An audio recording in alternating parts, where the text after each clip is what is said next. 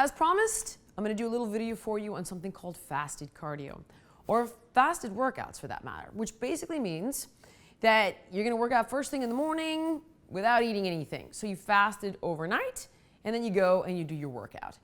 This is a concept that has been around since literally the early 90s, and I know this because when I was 17, I would make this mistake and damn near pass out on the Stepmaster at 7 in the morning.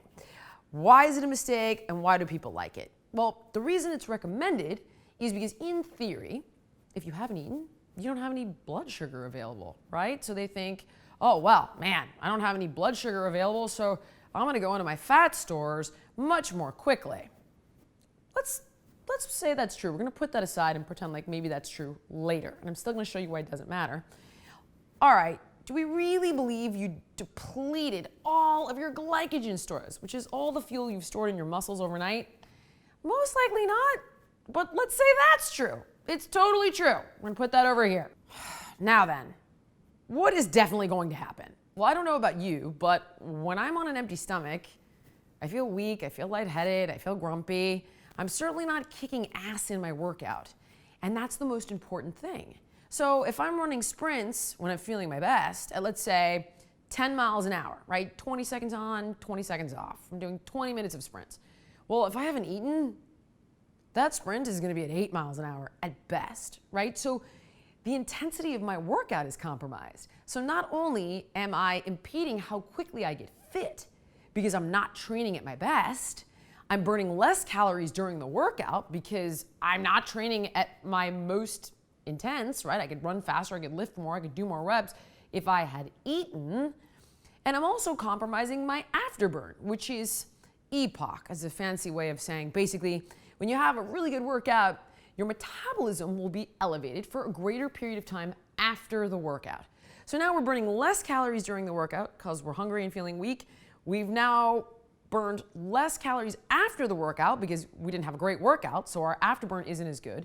We didn't train as hard, so the effects of our fitness are not nearly as great. We're not getting fitter faster. We're not conditioning our body to run faster more quickly or become stronger more quickly because the workout wasn't as intense. So you're thinking, well, but I still burned more fat. Actually, no, you didn't. Because at the end of the day, it's still about calories in, calories out. Food that doesn't get utilized turns into stored energy. Stored energy is fat. But I'm even going to take it a step further, all right? So let's say that I burned a higher percentage of fat calories during my workout because I don't have available blood sugar. So maybe my workout did like 70% fat calories and 30% stored glycogen or glucose, okay?